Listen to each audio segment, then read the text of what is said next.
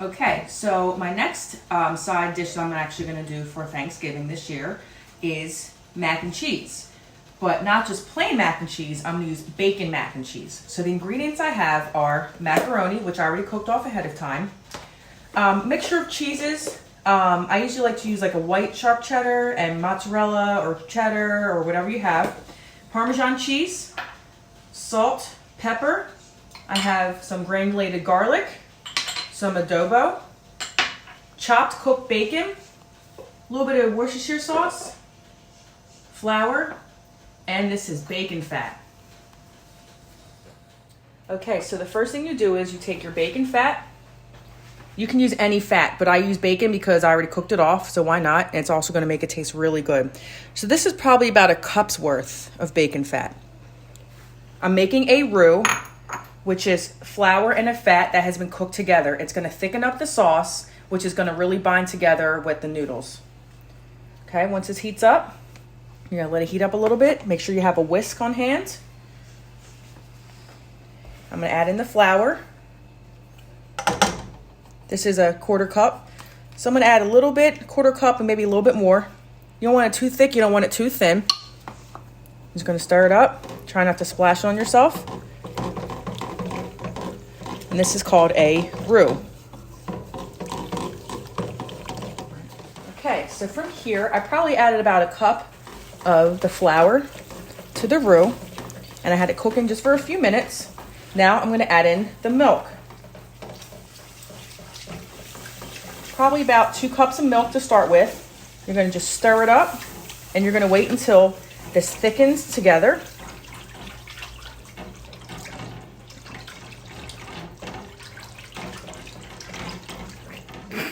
Okay, so now that our roux and our milk has gotten thicker, how are you going to know the perfect consistency of it? Is you take it and you swipe it. And you see it doesn't move? It's perfect. It's called nappe. So what I'm going to do next is I'm going to add in the cheese. I usually at this point turn off the heat because you don't want it to thicken up anymore. And you're just going to incorporate the cheese until it's all melted together. So at this point, when everything is incorporated, I'm going to start adding in the seasonings. So I'm going to just put a couple dashes because I like to use Lane Perrins Worcestershire sauce. It gives it kind of a meaty flavor as well. I'm going to put a couple pinches of black pepper, a couple pinches of granulated garlic because you kind of want it to have another flavor, why not?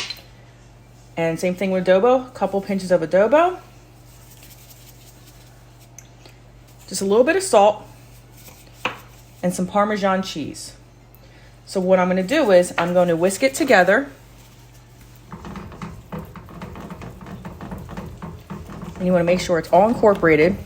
And once it's incorporated, then you're going to taste it to see if it needs any more seasonings.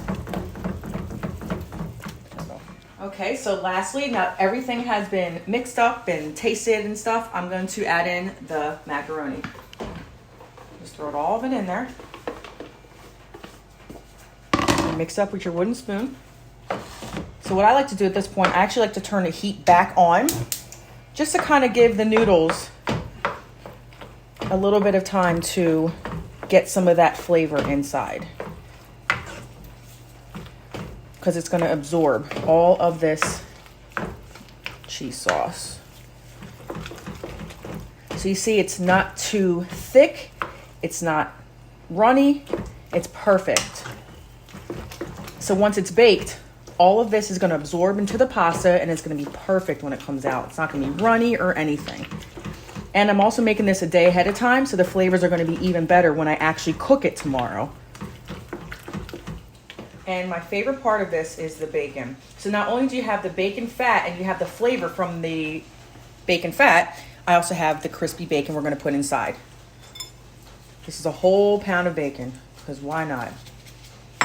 So you can just mix it up, turn off the heat, mix it in. So just about every bite that you're going to have is going to have delicious, crispy bacon, even when it's baked. It does not get soggy. So now this is what it's supposed to look like before you bake it. What you do is you're going to wrap it for about 45 minutes. Oh shit. This is the final product right now. So this is what the bacon mac and cheese looks like before it's cooked. You can actually eat it like this, but I prefer it baked. So what you're gonna do is tomorrow, because I'm cooking it tomorrow, I'm gonna put it in the oven on about 375, covered for 45 minutes. I'm gonna take it off, and I'm also gonna let it cook for another 45 minutes to an hour, depending on your oven.